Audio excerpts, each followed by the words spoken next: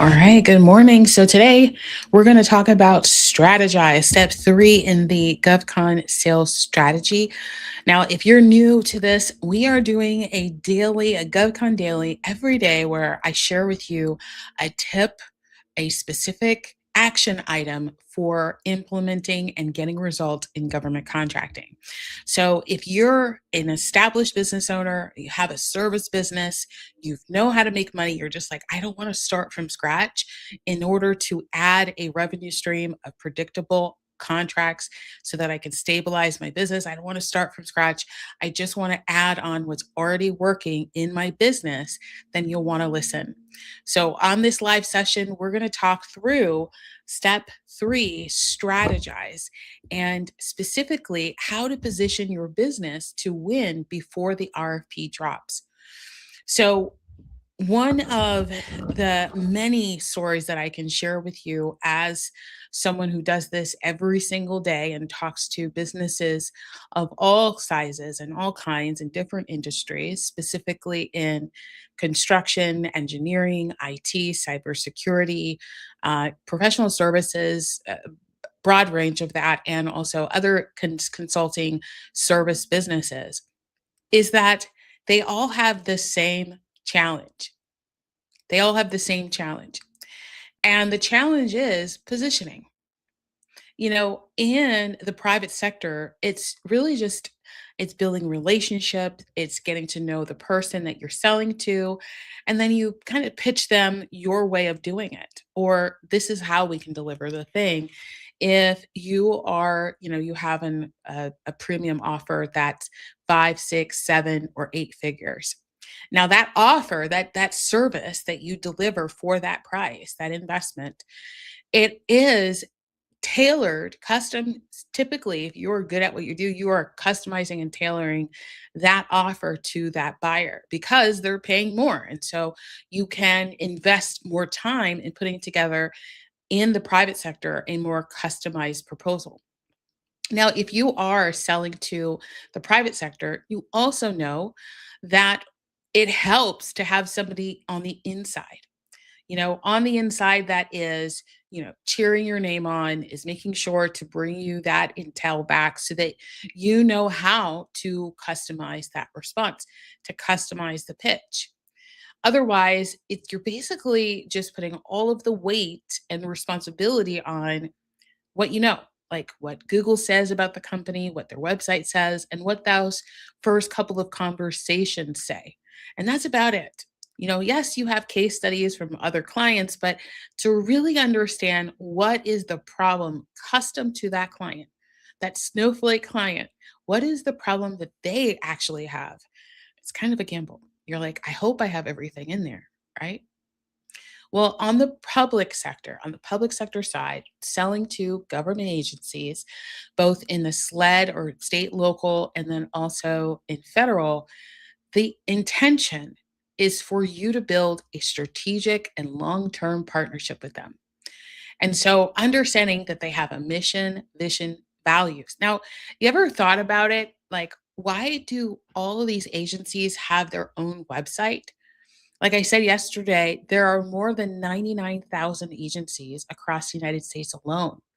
And if you're a business that can work remotely, I mean, you pretty much can work with anyone if you decide to across the globe.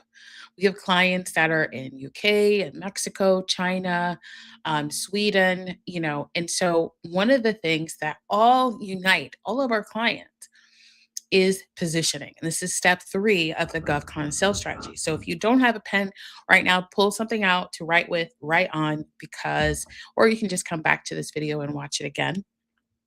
But it's about positioning to win. It's called, I like to refer back to this book. It's called I wrote it down. Did I put it here? Yeah. So it's called the the 1 minute millionaire. The 1 minute millionaire. It's the name actually is very like it's not about making $1 million in a minute, but it's a really good book. You should definitely read it if you haven't or get the audiobook. It is such a good book. And it really organizes a lot of thoughts. And I've referred it to several people, and they're just like, oh my gosh, I love this book, Melinda. So, The 1 Minute Millionaire, the thesis, the premise of the book is a win win win strategy. It's like when you want to win, you want to get the contracts, you want to build relationships, you want to make sure that you're stabilizing your business. There is the best way to get that result that you want is to create a win win win strategy where you win, another party wins, and someone else wins. And that partnership, that win win win partnership, is gold. It really does change everything about speed and proximity to opportunities that are right fit for your business. So let's recap what we've covered on Monday and Tuesday. Monday, we talked about this week how to audit your ability to deliver. Okay, that was all around step one, prepare. Now, step two is target, and it's aligning with buyers with right fit contracts. Okay, right fit contracts with the right buyers. It's not about just going on sam.gov, but it's about revealing the right fit contracts. I had a conversation with someone yesterday. He owns a custodial business. He has a custodial company, and it's pretty, he does more so facility maintenance than custodial. And he was sharing with me that he doesn't see a lot of facility contracts. And I said, actually, there's tons of facility contracts. It's just about where are you looking? Or where are you looking to get those facility maintenance opportunities? So I asked him, are you in education? Are you looking at colleges and universities and schools? Those always have custodial, or convention centers. Those are always have a custodial. And he said, how do you think of these things? Well, it's really quite simple. Wherever there's the largest demand for your services, typically there's the largest opportunities available. And so he said, okay, well, I'm going to look, but I don't think I've seen that. I've definitely registered on these procurement sites to get notified for these contracts, and I don't see them. And I said, well, you might be missing this one thing. Now, this is a writer downer, definitely. Might be missing this one thing. You might be missing this understanding that what you're getting notified of are competitive contracts. So these are competitive bid contracts within the acquisition realm, but there are other contracts that are available that are not notified. They're not in a procurement site. And if you don't know what the budget is going to be. You don't know who is buying those services and how they're buying it, and whether or not they have 3-year terms, 5-year terms for facility maintenance. Oftentimes, they are 2, 3 years out, right? They're long-term contracts. And if you don't know where to look for those opportunities, then yes, you are going to miss them and you will not see them on a procurement site. Oh, no, why? How do I find this information? And I told him, I said, well, it's actually really simple. So here's two ways, or I'm going to actually just give you one for the sake of time. Here's one way that you can find contracts that are not advertised. They're called cooperative, excuse me, they're called cooperative um, bids. So these are cooperative bids, not competitive bids. Competitive bids is what you see on a procurement site. Competitive bids is what's on SAM. Competitive bids is what you get notified of. Cooperative bids, cooperative opportunities, those are within the municipalities and sometimes within the school districts where they actually share vendors that they're working with. So let me give you an example. And here's a key term is they're also AKA known as piggybacks. So you might hear someone say, like, I got a piggyback contract, or this is a piggyback. So what this means is, say, for example, the city of Orlando has a contract, right? And, a cooperative bid. And I win that contract. And I find out that they're a part of a co-op, really, a co-op of other municipalities. And they're usually local, right? They're within a region or vicinity. Now I look at and I see city of Winter Park. So Winter Park is about, I don't know, about 5, 10, 15 miles away from the core of city of Orlando. So I look and I say, okay, there's City of Winter Park is on this list. I can reach out to the City of Winter Park directly and I can ask them and say, "Hey, I currently have a contract. Here's the contract ID. Here's the scope of work. Here's the services. Do you need these services?" And they can either say yes or no. Now, if they say yes, they're going to issue a PO, and then you're just going to have another contract. If they say no, no problem. You always want to get more information. You always want to build that relationship. And we'll talk more about relationship and follow up um, in step 5. But these are things that, gosh, I wish more people would know. And this is why I'm sharing it with you. So hopefully that makes sense. Comment below if this makes sense. Co-ops, co-opportunities, these are piggybacks, meaning that if there's more than one municipality that has that contract or has within a cohort, if you will, then you could go directly to them, to their purchasing department, and ask them whether or not they need your services. Super simple. You don't need to submit a bid. It's a yes or no. It's within a couple of it's formality. It's just send an email, respond, and that's it. Or you might have to do a couple of follow-ups or phone calls. That's really it. It's really there are so many other contracts. I wish more people would know about this. So there's co-op, that's piggybacks. Then there are competitive bids. So competitive bids where it has to hit a certain threshold and it has to be published and advertised for the public to respond to. These thresholds they're at 250 or 250, 500 I see, and then above. Usually what happens is there's majority of them are a million above. That's the majority of those competitive contracts. The larger the competitive contract, the more strategic you need to be. So you can't just like submit a price, right? Like $10 million contract, you can't just submit a price. Like if you're a service business, you have to submit a proposal. If you're going after a $100 million contract for your engineering consulting service business, you're going to 100% have to put together a proposal. Why? Because the number, the dollar value is higher, so there's more risk. There's more risk. You want to de-risk, right? In your business, you want to mitigate all the risks you possibly can. So does the government agencies. So these are things that I want to make sure that we talk about first before we dive into strategize. Hopefully this is making sense. You can go ahead and put comments down below. And if you have questions specifically about your GovCon journey, I'll make sure to put in a link. Actually, in the description down below, there's a link to go to. I think I put a banner in. Oh, I didn't. Okay, let me do that really quick so that I can have it for tomorrow. And let's see. Da-da-da. And I'll make it super easy for you guys. And you'll go to www. QA. All right, www. Melinda Colon, so MELINDA COLON, melindacolon.com /YouTube QA. YouTube QA. All right.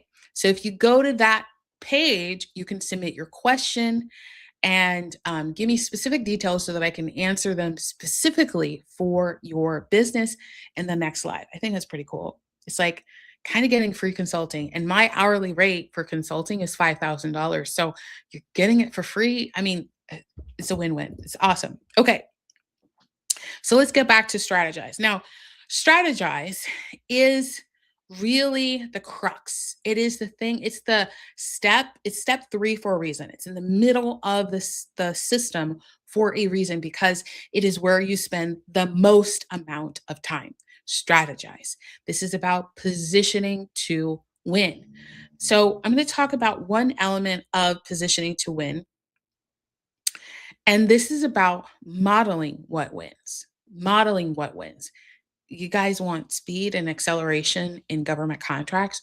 Don't reinvent the wheel. Don't reinvent the wheel. Don't say, well, they should be doing it this way, so this is how I'm going to respond. Don't say like, well, I'm going to ignore all of these questions and only respond to the things that I actually want to do.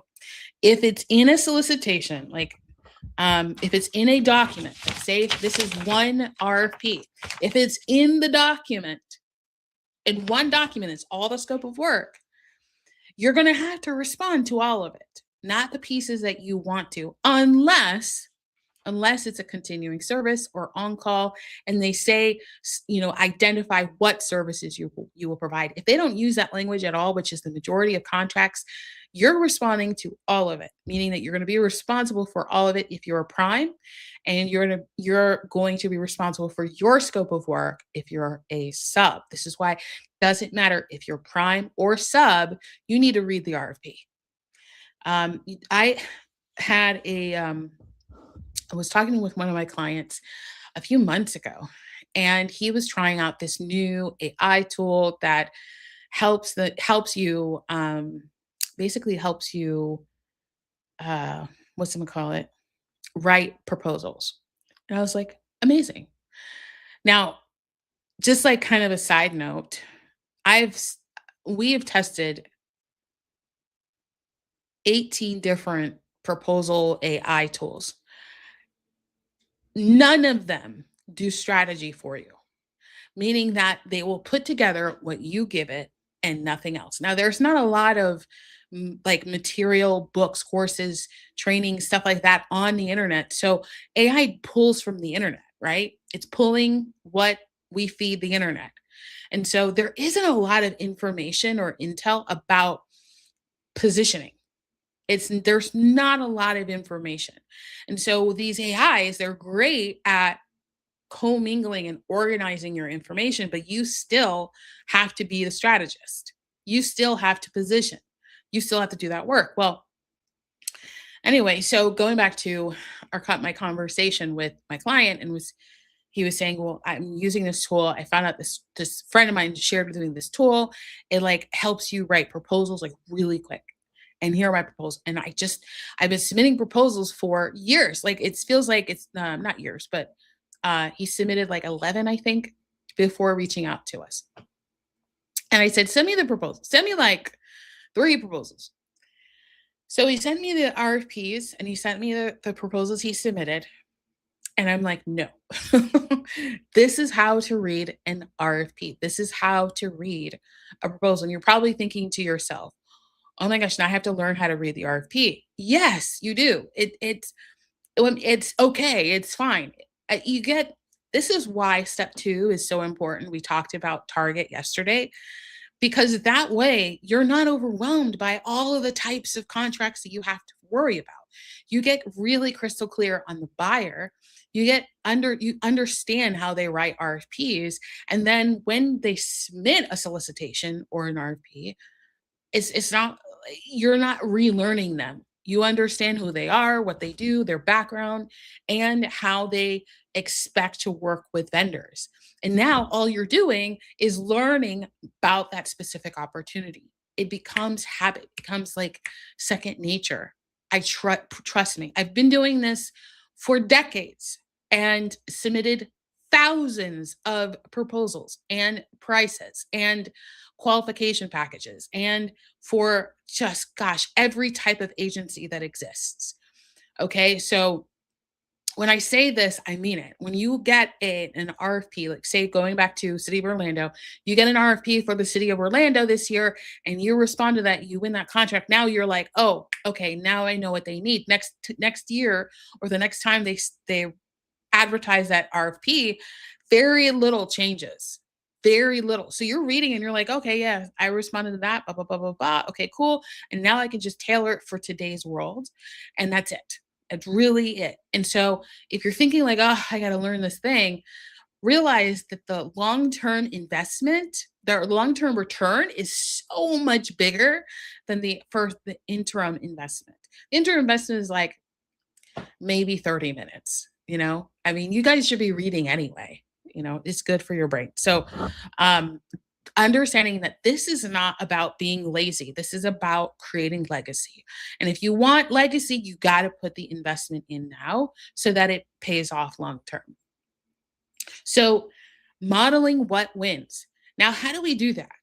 I'm going to give you 3 ways to do that today, and then and we'll close up. So the first way to model what wins, and if you were like asking me like, what am I looking at? Okay, so I created a GovCon book, walks you through how to sell to state, local, and federal buyers, all 20 something agency types, buyer types, all here. And so this is what I give my clients when they're enrolling into our higher programs. Okay, so Strategize is where you study the market like a professional and not a spectator. It's not about, oh, let me look for the RFP. It's actually like, okay, so what are the buying signals? That is something that you want to look for. Buying signals. Okay, so what does a buying signal look like? Now, in the public sector, buying signals are everywhere. Every, I mean, gosh, they're everywhere. They're everywhere. Buying signals are everywhere. The places that I would not look for buying signals is in the media. Don't touch the media. Media is it actually conflates what's real, and it doesn't matter what side you're on or anything politically. It doesn't matter. They always do because that's what they're supposed to do. They're supposed to dramatize the truth, right? That's their job. Like literally, that's their job. So where you want to find truth and facts are going to government sites and looking for meeting minutes or recordings or attending a bid opening. You know, a lot of municipalities have bid openings still, and it's a great opportunity for you to hear how they're responding to opportunities, to contracts. Somebody submitting a proposal, and you can hear how they're opening it and reading it. They're looking at it. You can see it. When you see it, you're like, oh my gosh, I can't go on and on and on and on in this proposal. I can't do it for like, in my mind, I'm like, oh, okay, how many pages do I need to respond? Well, I'm going to put whatever ChatGPT gives me, I'm just going to copy and paste it and put it in my proposal. Well, here's the thing. They're looking for specific key things in your proposal. If you don't give them to them fast, it's moving on. Okay.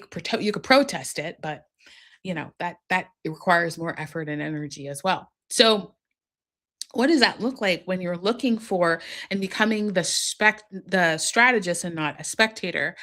A strategist is understanding and just digesting the information and understanding where the money is going next.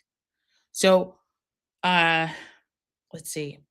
I'm going to pull something real and something that you can all understand. Okay, so the besides budgets, besides agency budgets, there are newsletters and reports that go out publicly. There are messages that are, presented to the public at the federal level and then also at the state and local level. This happens all the time. Well, most people ignore it because they're like, that's not relevant. That's not important to me. Another way to find buying signals, because they're everywhere, is construction. A lot of our clients are in the commercial construction industry, and they're everywhere. Now, there's business owners. If you're in the United States, in your major metropolitan, there is a business journal. So there's an Atlanta Business Journal, there's an Orlando Business Journal, there's a Charlotte Business Journal, or no, I think it's called the Triangle.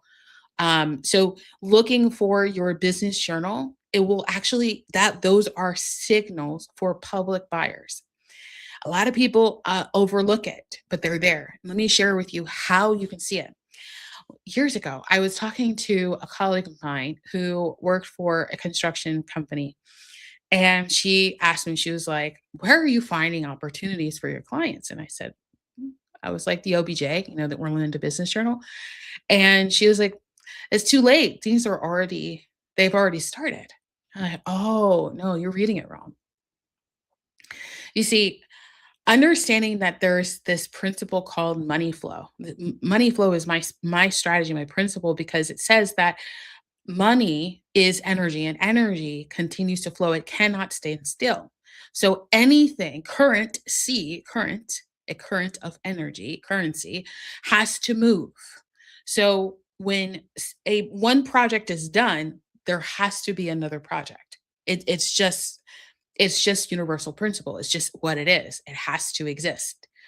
When there's a problem, there always has to be a solution. When there's a solution, there always has to be a problem. And that's just how it is. Instead of fighting it, you just lean into it. And then you're not working as hard. You're just allowing the opportunities to flow to you because you're positioned in front of it. So let me give you an example. Specifically, her and I were talking about local contracts or construction work in and around the downtown area. And there was a project, it's still going on. I mean, poor thing. So there's a data center project that's going on near me. It's like about 20, 30 minutes away from me. And it's been under construction for a very long time. And through the pandemic and still today, they're not completed. They haven't received CO yet. And so it's really it's a very dramatic story, actually. It's a very sad and dramatic story. But the thought is, okay, so why is this project being delayed? Where's the money going to? Because I'm sure there's investors involved, right? Two is once this project's done, where does that money go next?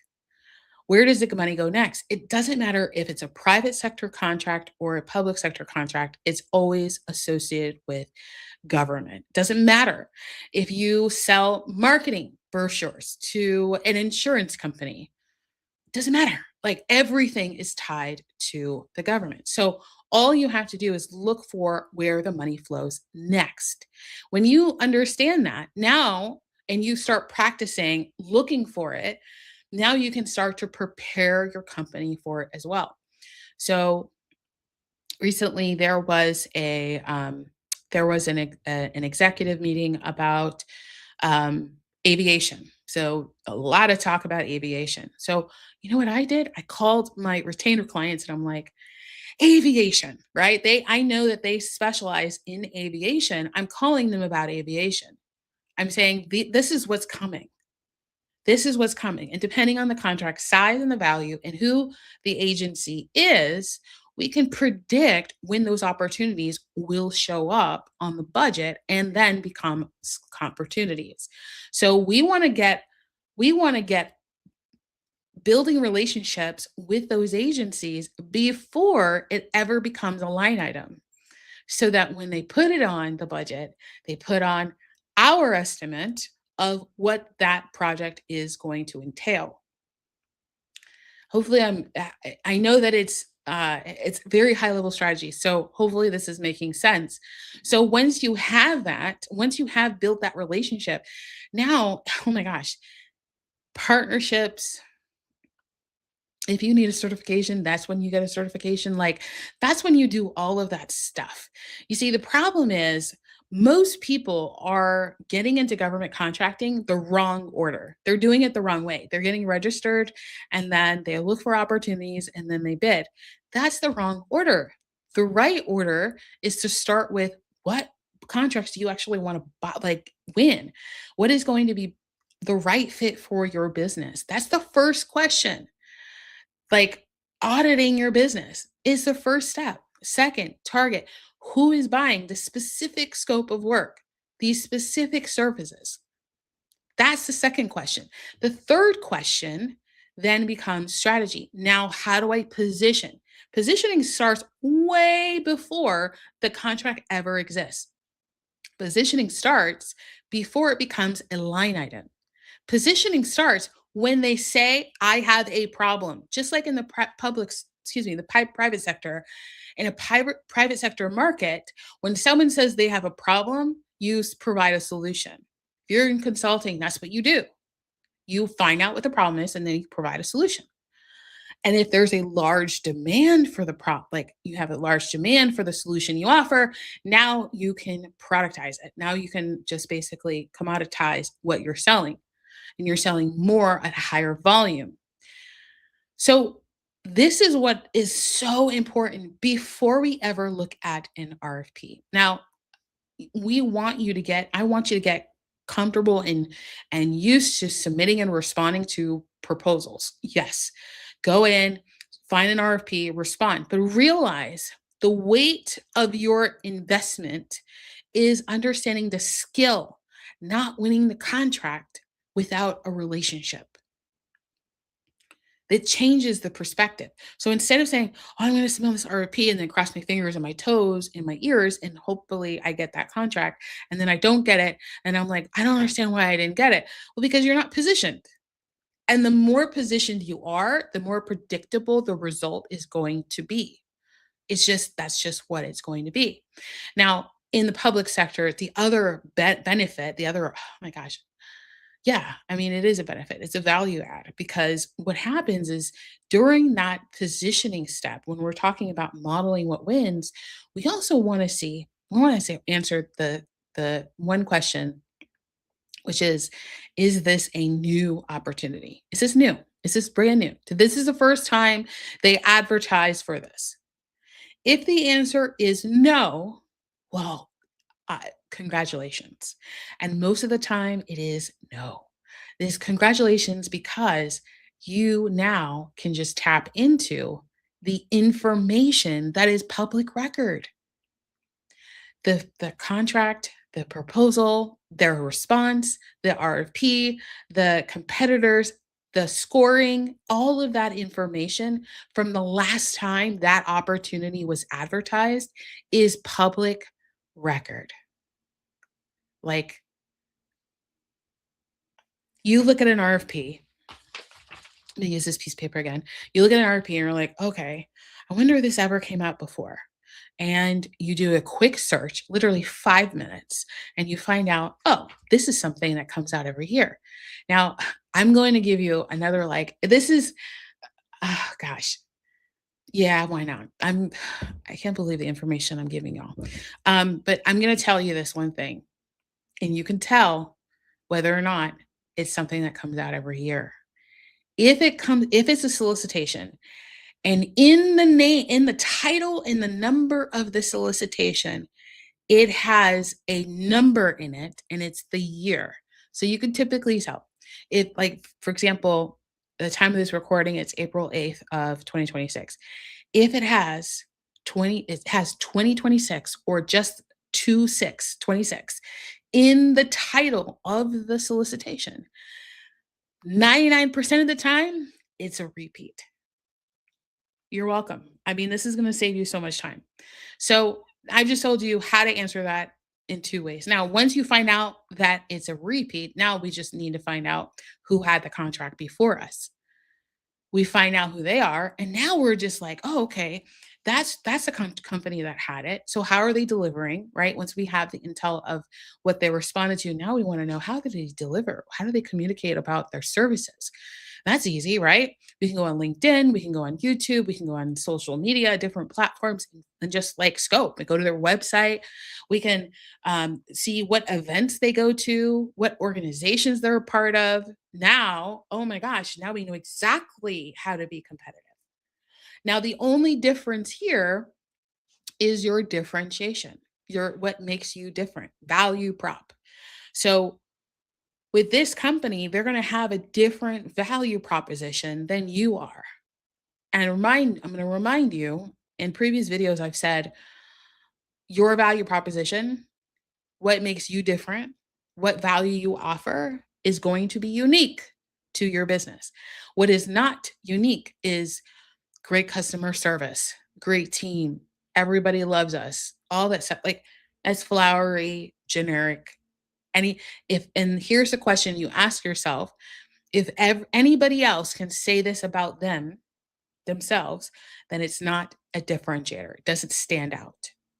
What makes you unique is two things: your system, basically how you deliver the services, and the second is your value, like what value you bring that's unique and why I should pick you.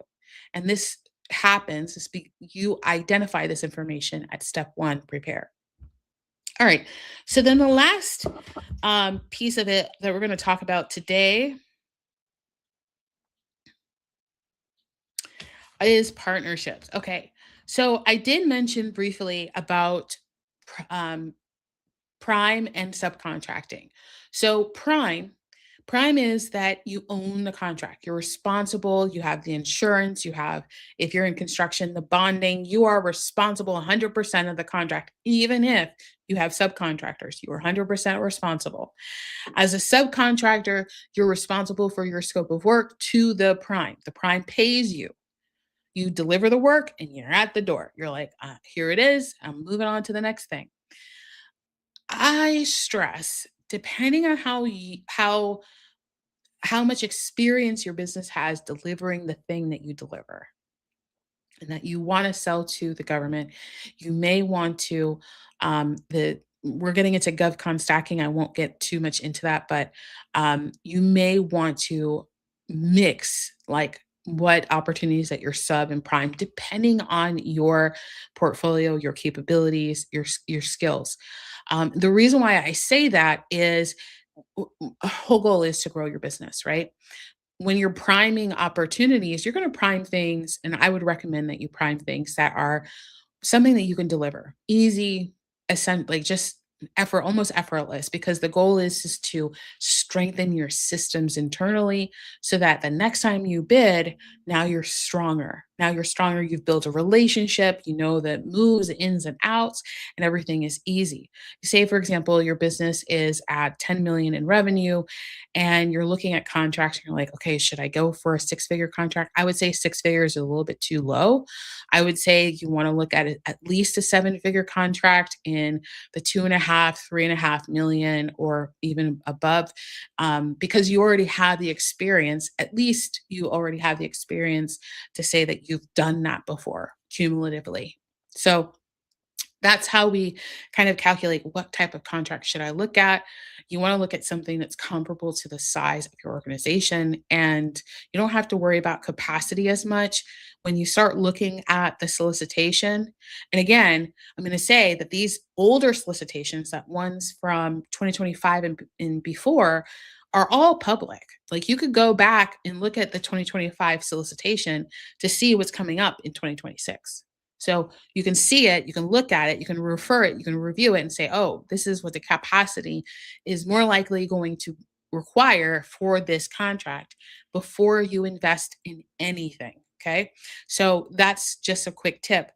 Now, prime and sub, it's important to mix it because when you're moving into and building relationships with different buyers, they definitely, I could sit here and say they don't have their favorites, but that wouldn't be 100% true. What some of them do have their favorites, especially in the healthcare market. They definitely do have favorites. Transportation, right? Is just you get acclimated. You're working with someone on different contracts, etc. And this is about strategy. This is why strategy is so important. So when you see, let's say, for example, you're running that $10 million business and you see an opportunity for 500,000, you're like, 500,000 seems really small. But if you know ahead of time, this is why positioning is powerful. If you know ahead of time that there's an opportunity that requires the same scope of work, but is 50 million and it's in a year, I would recommend 100% to go after that 500,000. Why? Not because of the contract, but because of the relationship, because of the reps, because of the relationship, the reps, and the recognition that you're going to get from that one opportunity. Because so by that time, you've already built maybe two or three, maybe you had a 500,000, a 5 million, a 3 million, 2 million. And now when you get the 10 million or the 50 million contract, now it's a breeze because now you have all this past performance, but you also have relationship and a reputation for delivering excellence. So it depends on what your outcome what you want your outcome to be. If you want your business 100% government contracts, which I would highly just like don't do that. Like I'm not a fan of that. Because even though there's consistency in their buying patterns, depending like right now there's a pullback in certain services. So they're spending the most right now. They're spending quite a bit of money right now. But the essential services are going to go prioritize before anything else. So if your service is not essential, it's like more than likely, unless it's an essential prioritized service, it's going to be pulled back. It could be pulled back. It has to be spent. The money has to be spent, but where it gets spent is depending on what's happening around us. And this is why we always need to be paying attention to, the market and the industry and, what's happening in Congress and things like that, because they impact business. Now, if you say to me, well, this is why I don't do government contracts. Well, honey, if you're in government contracts or you're not, the government's impacting your business. This is just business. It's just what it is. The more experience you have in business, you just know this for a fact. Doesn't matter if you're doing private sector or public sector. It doesn't matter. You might as well just get in the game. The 75% of the top brands, so top 50 brands in the world, win government contracts that are all doing procurement. So what does that tell you? That tells you that this is the number one way to grow your business. So, all right. So we covered quite a bit. We covered a lot today in Strategize. If you're interested, I'm hosting a free online webinar or event, if you will, called GovCon Millions. Now, GovCon Millions is specifically for established businesses that want to add a revenue stream to their business. In our webinar, it's going to be fire. You got to go. You just have to. You think that I'm giving you so much value here? Gosh. So what you're going to do is you're going to click the link, govconmillions.com, in the description. You're going to go to the website. You're going to register. Now, when you register, you're going to put your industry and you're going to put your company name. During the webinar, my team and I, we actually work in the background before the webinar, and we actually build out a screenshot, basically an overview of contracts that are available for your business. We do that in the webinar. I mean, it's fire. And so the webinar is to educate you not only on where to find those opportunities, but how to get them, actually to apply all 5 steps of the GovCon sales strategy. So really, really excited about that. All you have to do is go to govconmillions.com. Now, the other thing is, if you join us live, you'll also get, we have a kit. We're giving everybody that's registered and upgrades for VIP a kit. You get all of our AI scripts for all 5 steps. And then you also get, there's something else. You get a capability statement template and you get a proposal template for free. And that's all included. Where it's not included, it's part of VIP. VIP is $197. So you can go and register now and get that. And then just kind of enjoy it. And we're going to go through all of the use of that and all that stuff during the webinar. It's going to be so much fun. So go to govconmillions.com and then register. Make sure to put your information accurately. If you have a website, put your website in. That helps us. And then your number one challenge. Like, this really helps you, because if you tell us what your number one challenge is, then we can address it in the presentation. Okay. And if you're a VIP, then you get an extra time with me, an extra hour for Q&A, where we just like talk through your business. I mean, my hourly rate is $5,000. You're getting this for $197, and you hear what other people's questions are, in case, sometimes you just don't know what you don't know. You don't know what questions to ask. You'll be able to do that and hear what other people's questions are in that conversation, and really get a ton of value. In addition to the tools that we're going to give you as a VIP. So you can go ahead and register for that now. And I'm super excited about that. So that is coming up, govconmillions.com. And if you enjoyed this, go ahead and give us a like and subscribe, comment below. And then if you have any questions that you want us you want me to respond to live, go to melindacologne.com/YouTube QA to submit your question. So Thanks so much. This was so much fun. I hope you enjoy this, provided value for your life and your business, and I'll see you tomorrow.